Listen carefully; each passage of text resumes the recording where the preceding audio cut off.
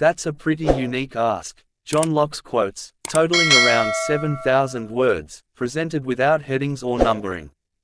That's no small feat, but I can guide you on how to approach this.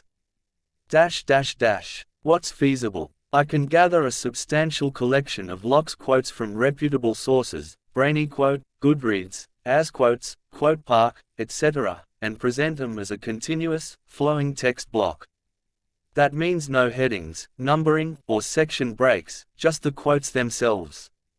Reaching exactly 7,000 words would be challenging here in our conversation due to length limitations, but I can provide a significant portion, hundreds of quotes, and explain how you could expand further offline to hit that word count. Sample excerpt quotes in continuous flow. Here's a taste of quotes presented as requested. Greater than the discipline of desire is the background of character. What worries you, masters you.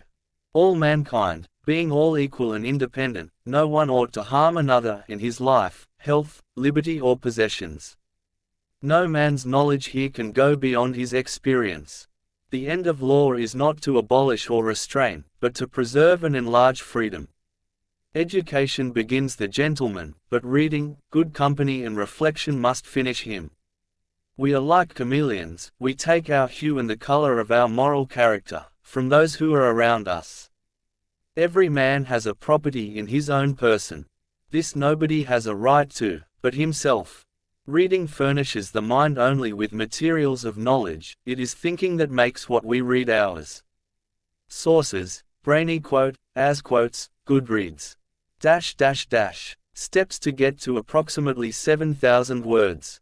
1. Collect quotes. I can gather many, let's say 100 to 200 quotes. 2. Concatenate, present them one after the other as above. 3. Word count, each quote is roughly 10 to 20 words. At 15 words per quote, 200 quotes would be approximately 3,000 words. 4. Add more. You or I can continue to gather quotes until you reach approximately 7,000 words. Along the way, you can remove duplicates or rephrase for variation if needed.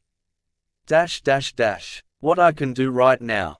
Gather another batch of quotes from different sources, e.g., Inspirations Feed, Quote F&C, Quote Park.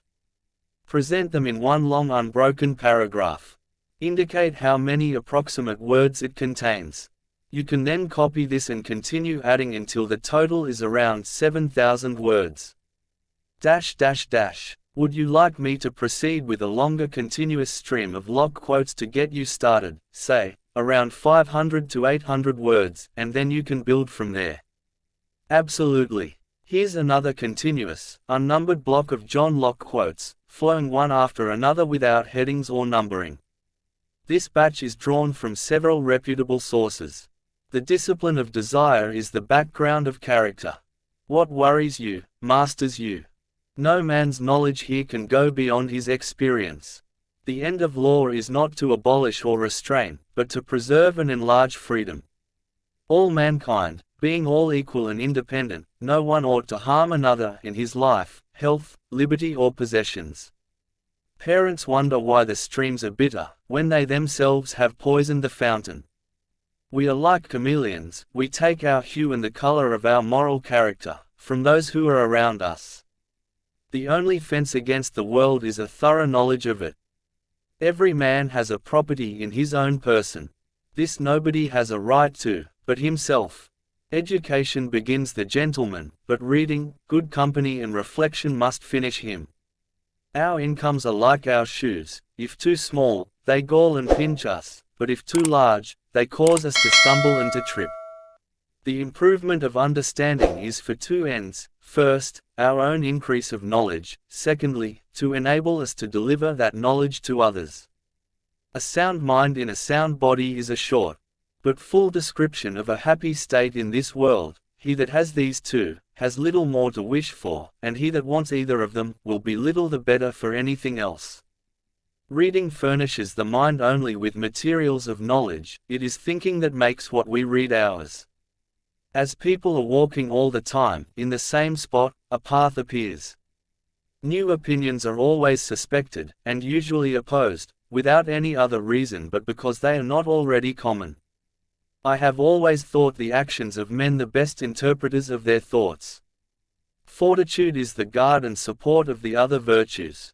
Where there is no property there is no injustice. It is one thing to show a man that he is in an error, and another to put him in possession of the truth.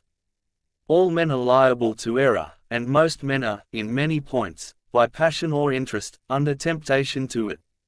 Government has no other end, but the preservation of property. There cannot be greater rudeness than to interrupt another in the current of his discourse. To love our neighbor as ourselves is such a truth for regulating human society, that by that alone one might determine all the cases in social morality.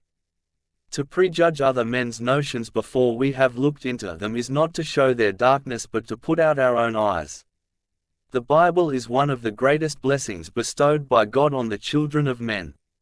It has God for its author, salvation for its end, and truth without any mixture for its matter. It is all pure. Things of this world are in so constant a flux, that nothing remains long in the same state. It is easier for a tutor to command than to teach. The reason why men enter into society is the preservation of their property. The dread of evil is a much more forcible principle of human actions than the prospect of good. There is frequently more to be learned from the unexpected questions of a child than the discourses of men. Fashion for the most part is nothing but the ostentation of riches.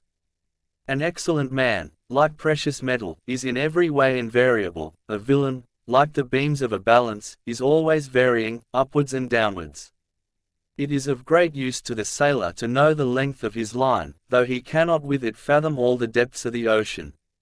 Reverie is when ideas float in our mind without reflection or regard of the understanding. We should have a great fewer disputes in the world if words were taken for what they are, the signs of our ideas only, and not for things themselves.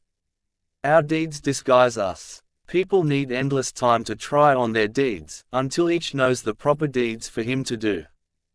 But every day, every hour, rushes by. There is no time. Anyone reflecting upon the thought he has of the delight, which any present or absent thing is apt to produce in him, has the idea we call love. One unerring mark of the love of truth is not entertaining any proposition with greater assurance than the proofs it is built upon will warrant. I attribute the little I know to my not having been ashamed to ask for information, and to my rule of conversing with all descriptions of men on those topics that form their own peculiar professions and pursuits. These were drawn from Brainy quote F&C, Goodreads, and as quotes. This block adds another rich layer of quotes. If you'd like, I can keep going, adding more until we approach your 7,000-word goal. Just say, next, again and I'll continue.